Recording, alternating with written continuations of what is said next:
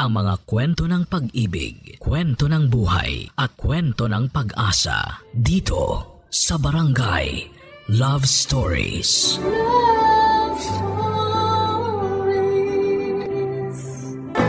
Saya at ginhawa ang kayang ibigay sa atin ng wagas na pag-ibig. Pero minsan kapag ito'y sumobra, kaya rin itong wasakin hindi lang ang ating puso, kundi pati na rin ang katahimikan ng ating isipan. Ikaw, kabarangay, naranasan mo na bang magmahal ng sobra? Dear Papa Dudut, magandang araw po sa inyo at sa lahat ng mga tagapakinig ng Barangay Love Stories. Ako po si Wilfredo pero tawagin niyo na lamang po ako sa palayaw kong Wawi. Isa po akong masugid na taga-subaybay ng inyong programa at ngayon po ay ako naman ang magbabahagi ng aking kwento. O mas tamang sabihin ang kwento ng aming pamilya. Nitong taon lang po ay nagdiwang ng karawan ng aking ina. Sa aming salo-salo ay nabanggit niya ang isang hiling na matagal na niyang gustong matupad. Na sana'y magkaroon ulit siya ng pagkakataon na makitang muli ang kaisa-isa niyang kapatid na si Tito Marlon. Papa Dudut, ang pinakaunang alaala ko kay Tito Marlon ay noong grade 1 pa lamang ako. Hinding-hindi ko siya malilimutan dahil napakalambing niya sa aming magkakapatid. At dahil ako po ang panganay na pamangkin sa pamilya, masasabi kong ako ang pinakapaborito niya. Tanda ko pa noon, kada uwi niya galing trabaho ay palagi niya akong dinadalhan ng comics na mula pa sa mga dyaryo. Tuwing bagong sahod ay hindi nawawala ang paborito naming donut na pasalubong niya. Siya na rin po ang tumayong ama ko sa maraming pagkakataon. Lalo na't madalas na nasa malayong destinasyon ang tatay ko noon na nagtatrabaho bilang isang sundalo. Pero isang araw ay nagbago ang lahat, Papa Dudut. Isang hapon habang hawak ang isa na namang comics na pasalubong niya sa akin, isang nakakalungkot na balita ang ibinahagi niya sa akin, Papa Dudut.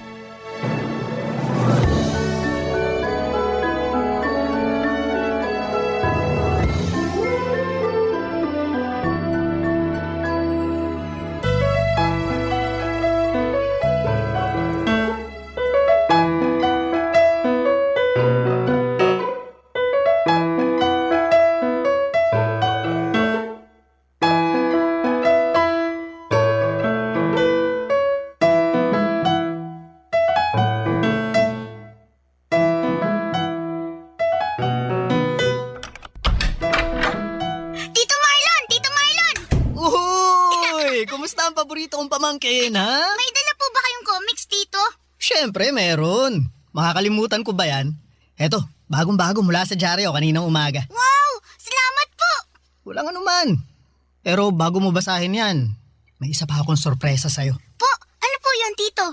Mawawala bang paborito mo? Eto, may donut din ako. Yay! Pero sa atin na lang to, ha? Ikaw lang yung binilhan ko niyan kasi nagtitipid si Tito, eh. Sige po, salamat po. Oh, kainin mo na. Sige po.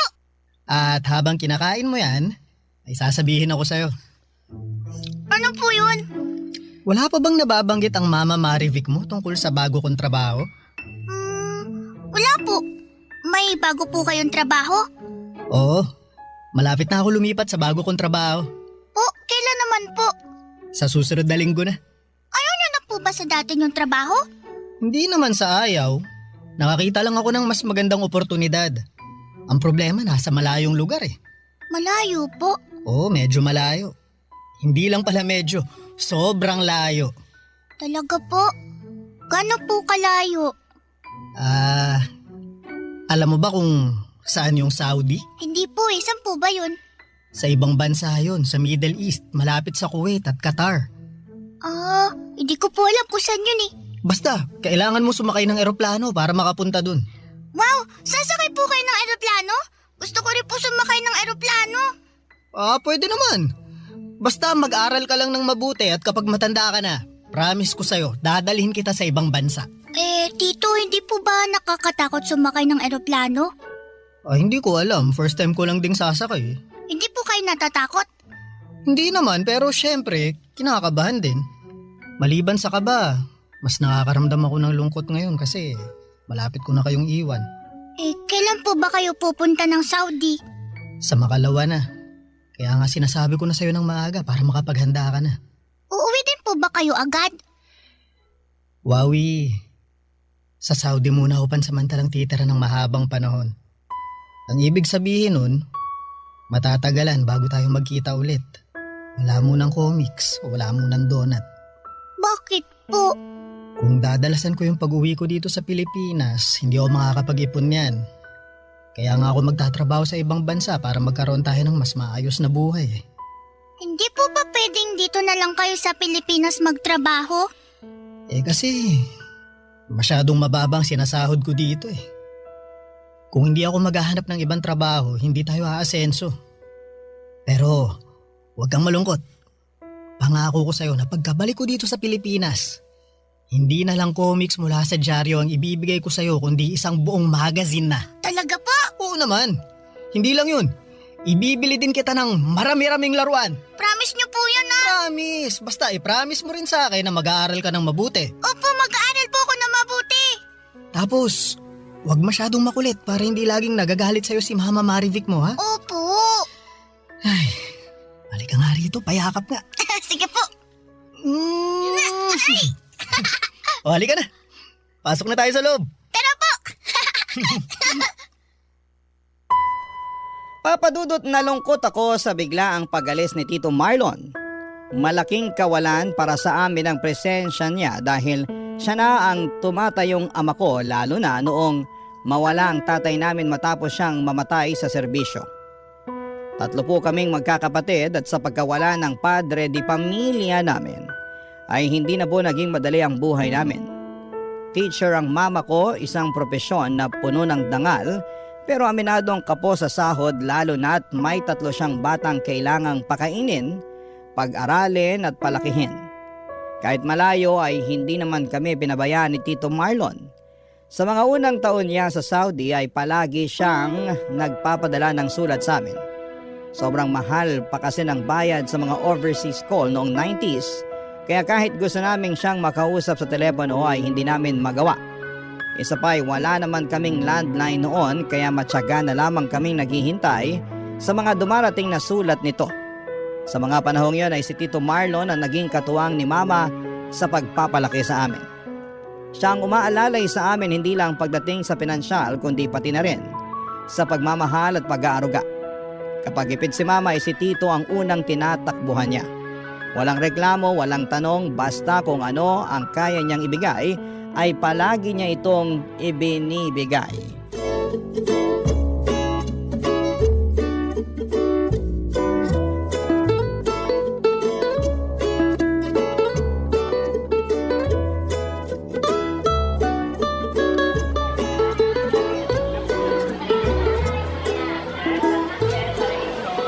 Mabili po tayo ng trumpo. Saka na anak, wala na akong natirang extra dito Pinambili ko na ng prepaid card. Sige na po. Shh, tumahimik ka muna dyan. Tatawagan ko lang ang tito mo. Si Tito Marlon po. Oo.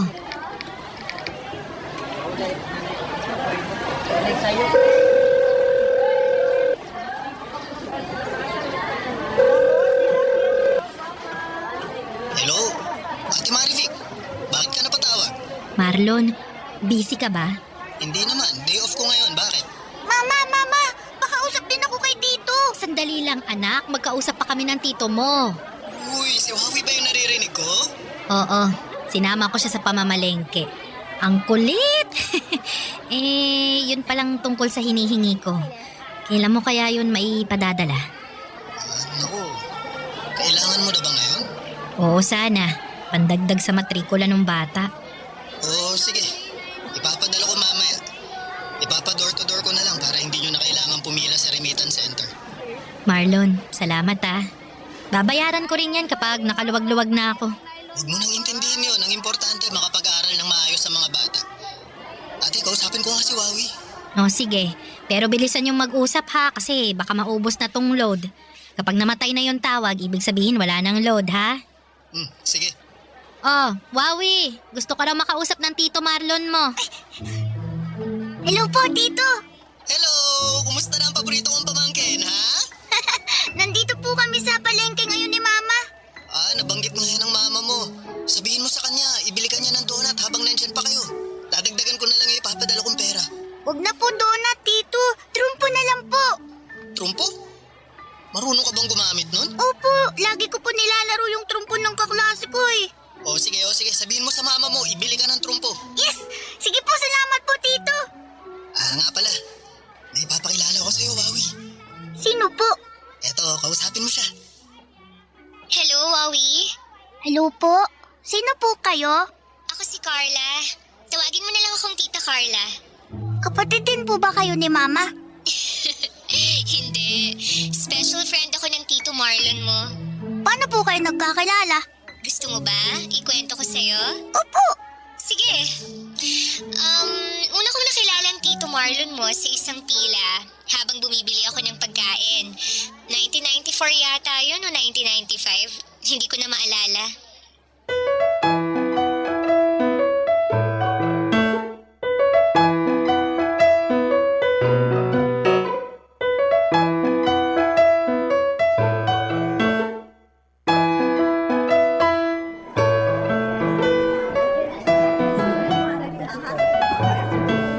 Miss, are you the last in the line?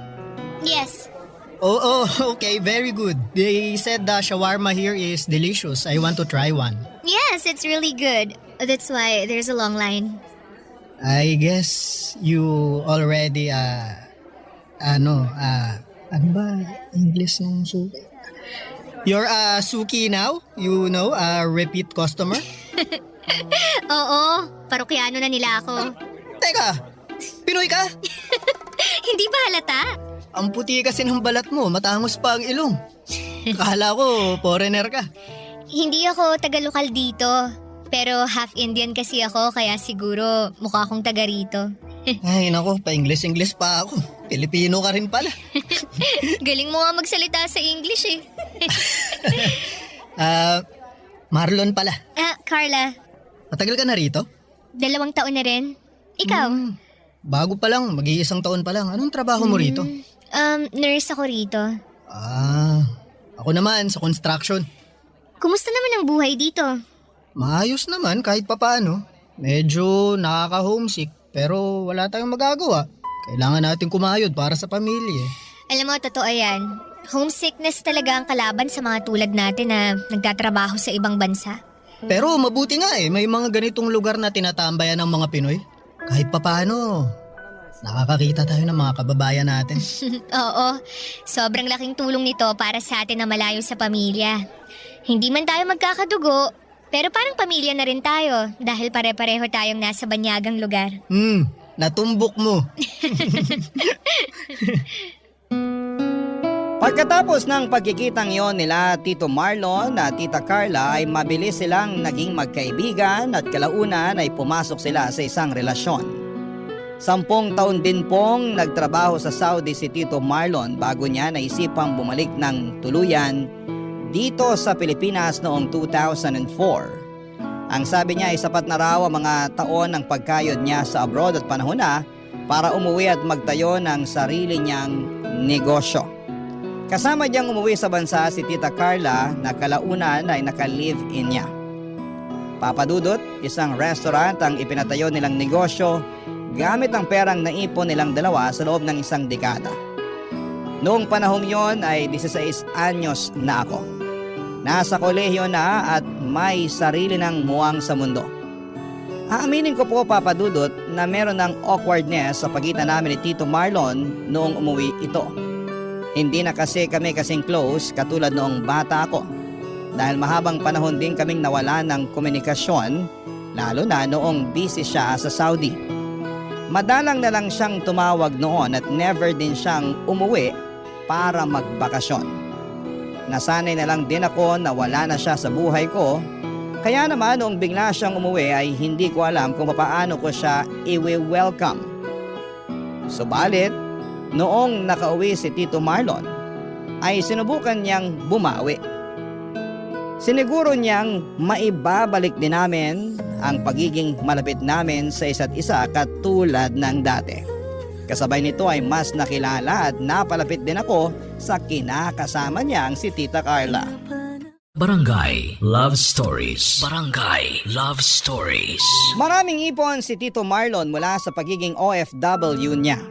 Sa katunayan, sa isang malaki at magandang apartment pa nga sila tumira ni Tita Carla noong kakauwi pa lamang nila galing sa Saudi.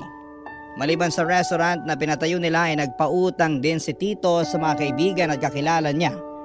Bukod doon ay marami rin siyang ibinentang alahas noon kaya naman hindi na nakapagtataka na dala-dalawa ang gamit ni Tito Marlon na kotse ng mga panahong yon. Ganon siya kayaman, Papa Dudut. Pero kahit na napakataas na ng estado niya sa buhay ay never siyang nagyabang.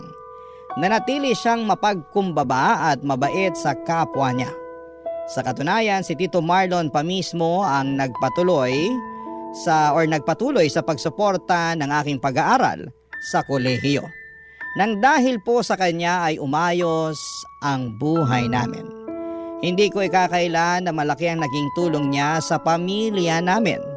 Lagi niya kaming dinadalhan ng grocery noon at tuwing nagkakaroon sila ng out-of-town trip ni Tita Carla ay sinasama niya kaming mga pamangkin niya. Subalit sa kabila ng tagumpay na tinatamasa ni Tito Marlon noon, unti-unti rin siyang kinapitan ng sunod-sunod na dilubyo sa buhay. Papa Dudut, taong 2008, graduating na ako noon nang unang dumating ang matinding problema sa buhay nila Tito Marlon at Tita Carla.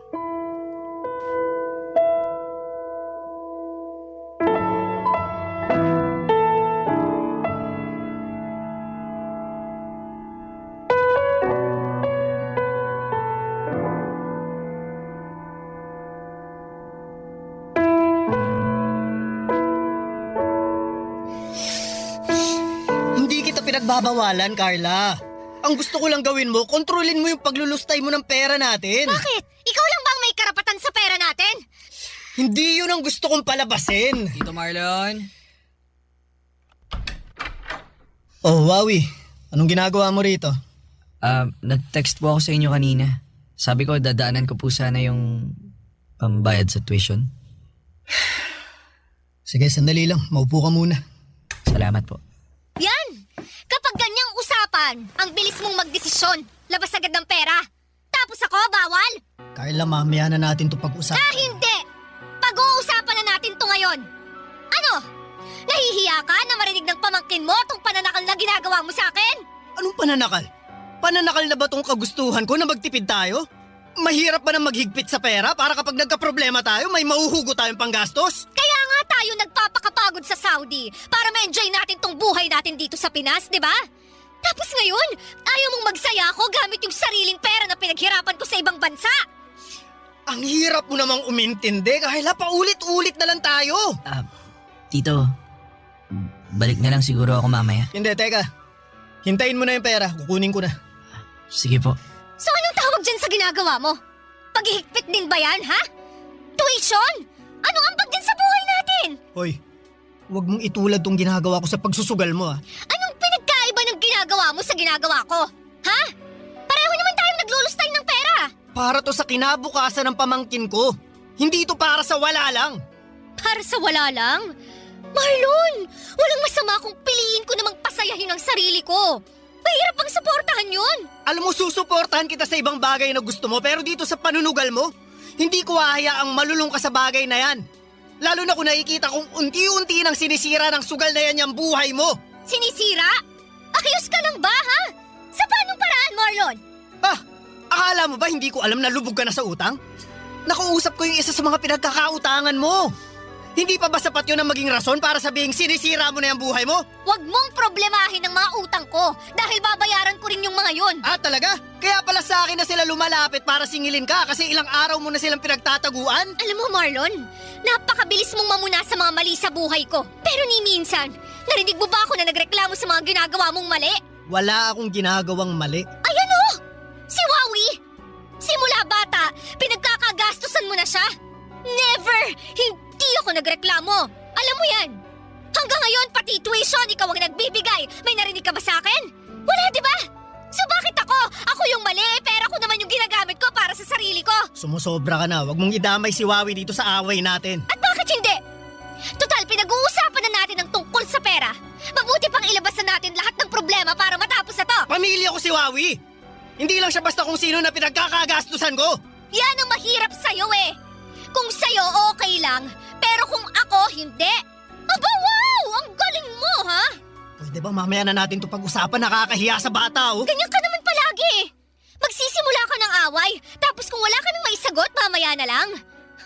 Bahala ka, Marlon. Nakakasawa ka na. Buisit! Hoy! Saan ka pupunta? Dun sa malayo! Yung hindi ko maririnig yung pagbubunganga mo!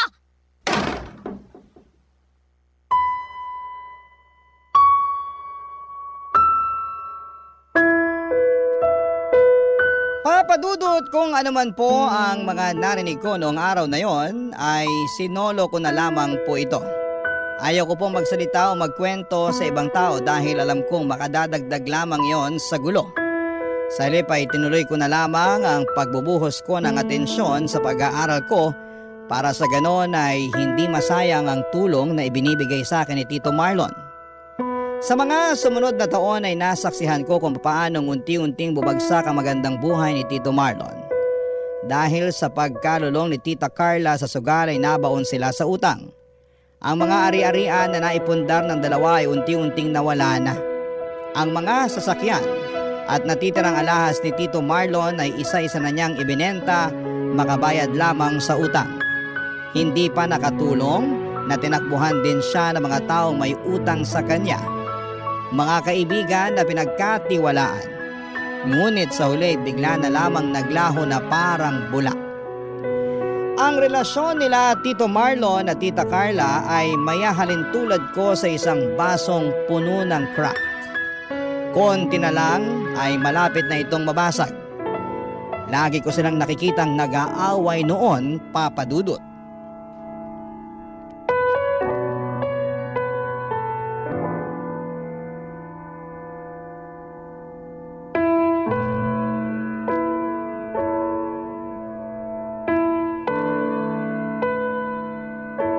O anak, nakauwi ka na pala. Kumusta ang trabaho? Maayos naman po. Nakakapagod pero wala naman trabaho hindi nakakapagod eh. Suman po. May nakita ako nagtitinda ng suman kanina sa daan kaya bumili na ako ng pangmeryenda. Ay, patikim nga. Matamis ba yan? Opo, masarap i-partner sa kape. May tao. May inaasahan ka bang bisita? Wala po. Sino kaya yun? Ay, sandali, nandyan na. Oh, Marlon! Ate, busy ka ba? Pwede ba kitang makausap? Hindi naman. Halika, pumasok ka. Oh, Tito Marlon. Merienda na po. Kain po muna tayo. Salamat, Wawi. Pero busog pa ako. Ano palang sadya mo? Balita ko, hindi kayo nagbukas ng resto ngayon ah. Oo, pinag-day off ko na muna yung staff ko. Medyo matumal ang kita ngayon eh. Sayang lang yung ipapasahod ko. Maulan din po kasi nitong nagdaang araw eh. Kaya siguro mas gusto na lang muna ng mga taong manatili sa mga bahay nila. Ganun na nga siguro. Ang totoo nga niyan, masakit man sa loob pero nagtanggal na rin kami ng 2 tao dun sa resto. Oh, bakit naman? Hindi na kumikita eh. Wala nang bumabalik na pera. Naku, babalik din yan sa dati kapag natapos ng tag-ulan. Ano ate, may ano ka ba dyan? May ekstrang pera ka ba na pwedeng ipahiram? Pandagdag lang sana sa mga bayarin. Ilang buwan na kaming hindi nakakapagbayad sa renta sa apartment eh. Naku, kababayad ko lang din ng tubig at kuryente. Kahit 3,000 lang sana. Ako na po. Meron po akong extra dito. Ito po, 4,000 po yan. Salamat Wawi, babayaran ko rin to agad kapag nagkapera ako ha. Huwag nyo na po munang isipin yan. Bayaran nyo na lang po pag nakaluwag-luwag na kayo. Nakakahiyaman pero salamat. Salamat, malaking tulong to. Wala po nga naman. Sa dami nang naitulong nyo sa akin, dapat lang din na magbalik ako sa inyo. Sabi na nga ba nandito ka eh? Carla? Hindi ka talaga nakinig sa akin? Carla, halika muna, magmerienda tayo. Salamat na lang pero kailangan kong makausap itong kapatid mo. Carla, sa bahay na lang tayo mag-usap. Huwag kang manggulo dito. At bakit pa natin iuuwi to, ha? Total, nandito na lang din naman tayo. E di dito na natin pag-usapan. Kasi hindi ka naman nakikinig sa akin. Carla, please. Please? Nung ako nakiusap sa'yo, nakinig ka ba?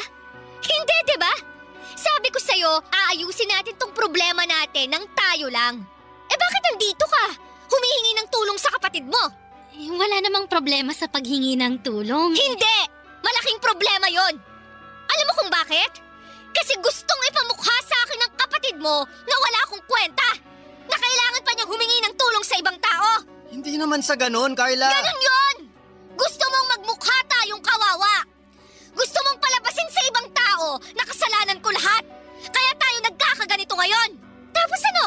Ikaw tong magaling kasi ikaw yung gumagawa ng paraan para malutas tong problema natin. Abay, ang galing! Ang galing mo! Carla, kung nahihirapan kayo, natural lang na lumapit sa pamilya. Walang kaso yun sa amin. Magkapatid nga talaga kayo ni Marlon. Pareho kayong hirap mag-gets yung pinupunto ko. Mawalang galang na po, Tita Carla. Pero parang sumasobra naman na po kayo sa mga pinagsasasabi nyo. Huwag niyo po sanang pagsalitaan ng ganyan ng mama ko. Huwag kang makialam dito, Wawi, ha? Away ito ng matatanda. Hindi sana ako makikialam kung mag-usap-usap kayo ng maayos. Hindi yung nagsisigawan at nagsisiraan kayo. Huwag mo akong pagsabihan kung anong gagawin ko. Tandaan mo, pera namin ang nagpalaki sa'yo. At kung... Tama na! Sinabing tama na! Wawi, hayaan mo na kami rito. Ikaw naman, Carla, mahiya ka naman! Dito ka pa talaga ng gugulo? Ako ba talagang... Halika na! Umuwi na tayo! Aray! Iwan mo nga ako! Papadudot awang-awa po talaga ako sa tito ko nung mga panahong yon. Kahit kailan ay hindi ko siya nakitang pumalag o sumagot ng masama kay Tita Carla tuwing nag-aaway sila. Nasasagot niya ito paminsan-minsan pero yon ay para depensahan lamang ang sarili niya. Ang sabi sa akin ni Tito ay mas gugustuhin na lamang niyang tiisin ang lahat kesa masira ang relasyon nilang dalawa ni Tita Carla. Sa kabila raw kasi ng mga pagkakamaling ginawa nito ay nananatili pa rin ang pagmamahal niya para kay Tita Carla. Kitang-kita ko noon kung papaano dumating si Tito Marlon sa pinakamababang yugto ng kanyang buhay. Mula sa isang malaking apartment ay lumipat sila sa mas maliit na paupahan. Ang dating restaurant business nila na pinipilahan ay unti-unting nalugi at wala na siyang nagawa kundi ang isarado na lamang ito dahil hindi na kumikita ang negosyo niya. Nakakalungkot na makita na ang dating taong mapera, ginagalang at may kaya ay bigla na lamang naging simpleng pobre. Pero kung iniisip ko noon na yun na ang pinakamasaklap na pangyayari sa buhay ni Tito Marlon ay nagkakamali ako. Dahil may mas ibabagsak pa pala siya, Papa Dudut. At lahat ng yon ay dahil sa kinakasama niya na si Tita Carla, Papa Dudut. Barangay Love Stories. Barangay Love Stories. Papa Dudut, isang araw ay nabalitaan ko na lamang na wala na pala sina Tita Carla at Tito Marlon. Ang sabi sa amin ni Tito ay hindi na raw kinaya ni Tita Carla ang hirap ng buhay na pinagdadaanan nila kaya inayawan na niya si Tito dahil wala na itong maibigay na ginhawa. Para bang noong nawala ang pera at negosyo ni Tito ay nawala na rin ang pagmamahal ni Tita Carla sa kanya. Doon ay tuluyang bumagsak si Tito, Papa Dudut. Halos mabaliw siya sa bigat ng problemang magkakasabay na dumating sa buhay niya. May pagkakataon noon, tuwing dumadalaw siya sa bahay ay nakikita ko siyang nakatulala na lamang na parabang nawala na siya ng pag-asa sa kanyang buhay. Dumating nga siya sa punto na hindi na niya kaya pang umupa ng sariling tirahan.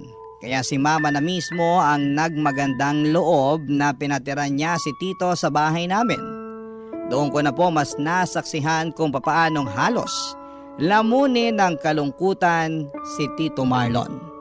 Ako ang naging sandalan ni Tito noong siya'y depressed. Ako ang kasama niya sa mga gabing hindi siya makatulog. Ako ang kausap niya kapag gusto niyang maglabas ng sama ng loob. Yun na lang kasi ang tanging maitutulong ko sa kanya para kahit papaano ay maibsan ang bigat ng nararamdaman niya.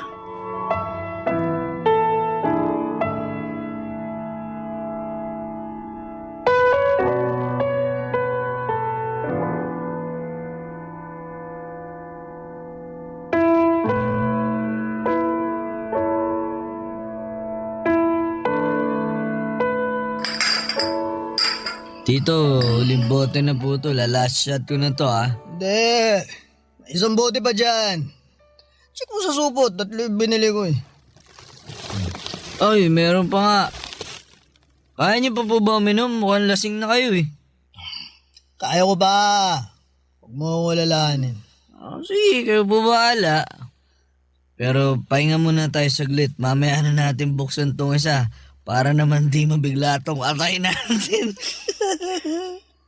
Nagulat nga ako, nakakasabay ka na rin sa inuman. Di ko akalain na darating tayo sa puntong to na maghaharap tayo sa inuman. Parang kailan lang, nung donut lang kinakain mo eh. Tapos ngayon, tumutungga ka na rin ng alak. Bilis nga po ng panahon eh. Mabilis nga. Sa sobrang bilis. Hindi ko tuloy alam kung paano napunta sa ganitong sitwasyon tong buhay ko ngayon. Patunay lang po yan na hindi natin hawak yung kapalaran natin. Di rin. Nasa atin yung desisyon kung paano natin patatakbuhin yung kapalaran natin. Bawat galaw natin may epekto yan. Bawat pasya, bawat liko. Parang domino yan na kapag nagkamali ka lang, babagsak lahat. Pero Tito, paano yung mga bagay na di natin kontrolado? Tulad ng pag-iwan sa inyo ni Tita Carla. Hindi mo naman pinili yun eh. Totoo. Totoo, may mga bagay na hindi mo hawak. Desisyon ng ibang tao, aksidente, sakit. Pero kahit hindi mo kontrolado ang sitwasyon, kontrolado mo kung paano ka tutugon. So, lumalabas na parang kalahati ng kapalaran natin tayong gumagawa. Tama! Tama! Ah, Ang kapalaran parang biyahe lang yan sa daan. Ikaw ang may hawak ng manibela pero hindi ikaw ang may hawak ng traffic at nung ulan. Ang kaya mo lang gawin, magmaneho ng maayos, umiwas sa aksidente at magdasal na makarating ka ng ligtas sa paroroonan mo. Sa tingin niyo po, wala na ba talaga kayong pagkakataon na magkabalikan ni Tita Carla? Hindi ko alam. Yun na ang hindi ko hawak. Pero kung kayo yung tatanungin, gusto niyo pa rin po bang magkabalikan kayo? Oo naman. Mahal ko siya. Hindi ko nga alam kung bakit sa dami ng mga maling nagawa niya, willing pa rin akong magbulag-bulagan para sa kanya. May parang di naman po maganda yung ganong klase ng mindset. Yung hayaan nyo na lang siya magkasala. Naku, alam ko yan. Sobrang mali. Pero ganun talaga siguro kapag mahal mo ang isang tao eh. Kahit ilang ulit ka pa niyang saktan, titiisin mo lahat. Makasama mo lang siya. Hindi po ba dapat kung talagang mahal ka ng tao, di ka niya hayaang masaktan ng paulit-ulit? Tama naman. Yan ang isang bagay na isa puso mo. Kapag ikaw na ang umiibig, ha? Huwag mo akong tularan kung ayaw mong mangyari rin sa'yo itong nangyari sa akin. May chance pa rin naman po kayo para ayusin tong estado nyo ngayon eh. Di pa naman po ito katapusan. At tulad nga sabi nyo, di ba, hawak natin ang kapalaran natin. May pagkakataon pa rin po kayo para ayusin ang inyo. Sa tingin mo? Tawagan ko kaya ngayon si Carla, no? Baka naman kaya pa naming maayos to. Ay, hindi po yun ang ibig kong sabihin. Kasi, Sige na nga, tatawagan ko siya. sigurado po ba kayo? Nakainom po kayo, ha? Eh di mas mainam para masabi ko ang totoong nilalaman nitong puso ko. Bahala po kayo. Tawagan ko na siya.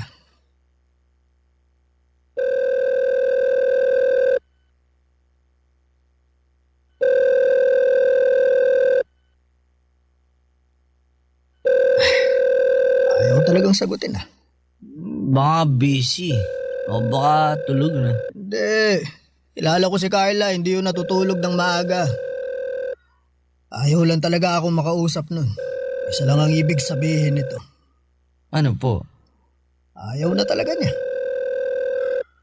Halos 2 dekada. Tapos dahil lang sa pera.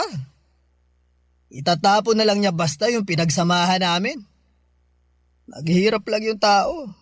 Nag-alsabalutan na siya. Paano ko yung tatanggapin? Paano? Hindi ko po alam. Hindi ko masabi kung ano ba yung dapat kasi wala naman po ako sa sitwasyon niyo para maintindihan ko yung pinagdadaanan niyo eh.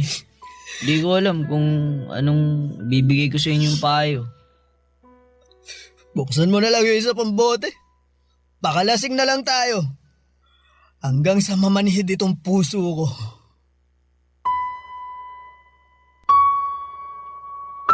Dahil sa sunod-sunod na masasamang pangyayari sa buhay ni Tito Marlon, ay mabilis na nagbago ang ugali nito. Ang dating masiyahin at puno ng siglakong tiyuhin ay naging tahimik na. Hindi na siya gaanong lumalabas ng bahay noon dahil nahihiya na raw siyang ipakita ang mukha niya sa publiko. Tuwing kumakain kami ay tinitipid din niya ang pagkain niya dahil ayaw niyang maging pabigat sa amin kahit na paulit-ulit siyang sinasabihan ni Mama na huwag na niyang isipin ang mga bagay na yon. Sa mga sumunod pang mga buwan, unti-unting nagbago ang mga galaw ni Tito Marlon. Minsan ay bigla na lamang siyang gigising sa kalagitnaan ng gabi at maglalakad palabas ng bahay na para bang may hinahanap. May mga pagkakataon ding naririnig namin siyang mag-isang nagsasalita o kaya'y parang may kinakausap kahit na wala namang tao sa paligid niya. Unti-unti ay lumayo siya sa mga kaibigan at maging sa amin mismong pamilya niya. Hindi na namin siya nakakausap ng maayos dahil para bang palaging nasa iba ang atensyon nito.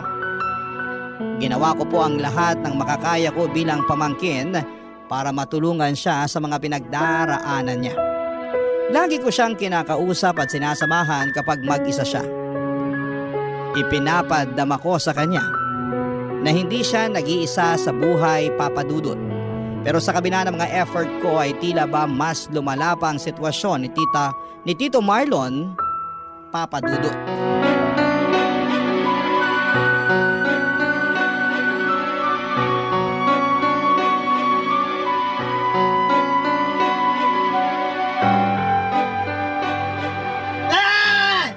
Bitawan niyo ako!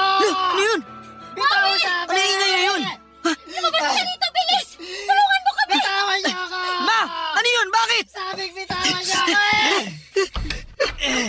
Ang Tito Marlon mo! Ha? Tito! Bakit po kayo nakaubad? Saka anong ginagawa ng mga tano dito, Ma? Hindi ko nga alam eh. Bigla na lang silang dumating na ganyan na si Marlon.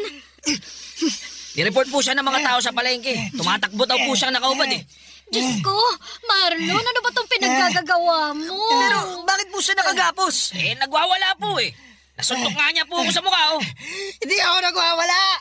Hindi niyo lang ako naiintindihan! Marlon, huminahon ka! Pasensya na po sa bala.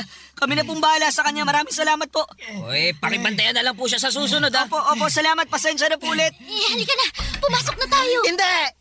May gagawin pa ako sa labas eh! Tito, magbihis na po muna kayo. Para umalmay ang isip nyo. Tara na po sa loob. Pawis na po kayo. Magbibihis lang ako. Tapos lalabas na ako. Opo, sige. Kayo na po bahala. Kayo pong bahala. Tayo na. Marlon naman! Ano na bang nangyayari sa'yo, ha? Bakit mo naman to ginagawa sa sarili mo? Huwag kayong maniwala sa pinagsasasabi ng tao ngayon. Hindi ako nagwawala. Pero hindi maganda yung ginagawa mo, naguhubad ka sa harapan ng maraming tao. Naiinitan ako eh. Gusto ko na magpahinga. Pupunta na ako sa kwarto. Sige po, mabuti pa nga po. Ma, ako na bahala kay Tito. O sige, bantayan mong maigi ang tito mo, ha? Huwag na huwag mong hahayaang makalabas. Hindi natin alam ano pang pwede niyang gawin.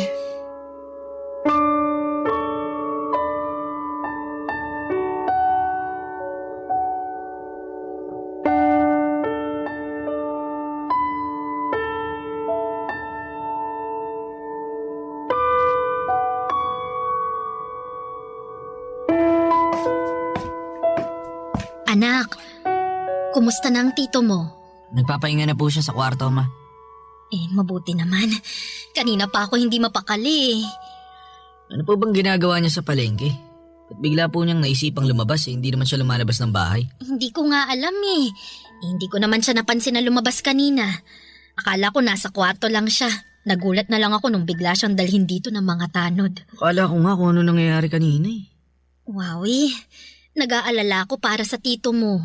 Para bang iba na yung mga ginagalaw niya eh. Para bang nababaliw na siya? ayoko mang aminin pero parang gano'n na nga yung nakikita ko. Nag-aalala lang ako na baka kung anong magawa niya sa sarili niya. Kung hindi man sa sarili niya, sa ibang tao. Hindi po natin alam kung ano ba talaga ang totoong pinagdadaanan ni Tito Marlon. Base sa mga nakikita ko, baka hindi pa rin talaga niya matanggap yung pag-iwan sa kanya ni Tita Carla. Pati na rin yung biglaang pagbabago ng buhay niya. Baka hindi na nakayanan ng utak niya yung mga nangyayari. Ano bang pwede nating gawin sa kalagayan niya ngayon? Di po kaya mas maganda kung magpakonsulta na lang tayo sa espesyalista? Kung totoo mang nagkakaroon siya ng problema sa pag-iisip, mabuting agapan na natin yun. Baka naman may ibang paraan pa. Ayokong ipasok si tito mo sa mental eh. Ma, di naman agad ibig sabihin na ipapasok siya sa mental hospital pag nagpakonsulta tayo. Pwede namang dalhin muna siya sa doktor para matingnan kung ano ba talaga ang kalagayan niya. Kausapin ko kaya si Carla. Baka sakaling siyang makatulong kay Marlon. Hayaan niyo na po si Tita Carla. Baka mas lalo lang lumala ang sitwasyon pag dinamay pa natin siya dito eh. Isa siya sa mga dahilan kung bakit nagkakaganon si Tito kaya may siguro magandang ideya kung pagtagpuin ulit silang dalawa. Kung bakit naman kasi ganito pang naging takbo ng buhay nilang dalawa eh. Huwag na po natin problemahin ang tapos na. Mag-focus na lang po tayo kay Tito dahil mas kailangan niya tayo ngayon. O sige, kakausapin ko siya kapag kumalma na siya. Sana pumayag siya sa plano natin. Susubukan ko rin po siyang kausapin kapag may oras. Kailangan niya to. Kailangan niya tayo.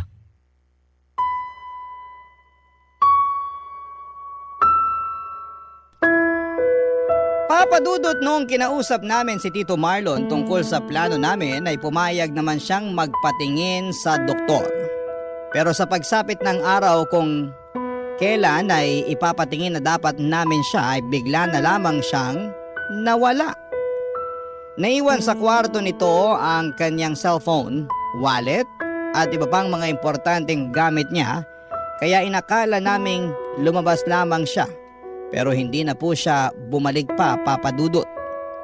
Agad po kaming humingi ng tulong sa otoridad. Nagtanong-tanong din kami sa mga kaibigan at kapitbahay kung nakita ba nila si Tito Marlon. Halos ikutin na namin ang bawat sulok ng lugar na posibleng pinuntahan niya pero wala kaming nakuhang sagot kung nasaan siya. Noong sumikat na ang social media ay sinubukan ko rin siyang hanapin doon. Pero biguan pa rin ako. 14 na taon na ang lumipas simula noong huli naming nakita si Tito Marlon. At hanggang ngayon ay wala pa rin kaming balita tungkol sa kanya. Hindi nga po namin sigurado kung buhay pa ba siya o wala na siya sa mundong ito. Sa kabila ng lahat ng ito ay nananatili pa rin ang pag-asa sa puso namin na darating din ang araw na magkikita-kita pa rin kami. Papa Dudut, ito na po ang wakas ng kwento ko. Maraming salamat po sa inyo at sa lahat ng bumubuo ng inyong programa. Ang inyong forever, kapuso at kabarangay, Wawi. Anong say mo sa Barangay Love Stories na ito? Pagkwentuhan natin sa comment section yan.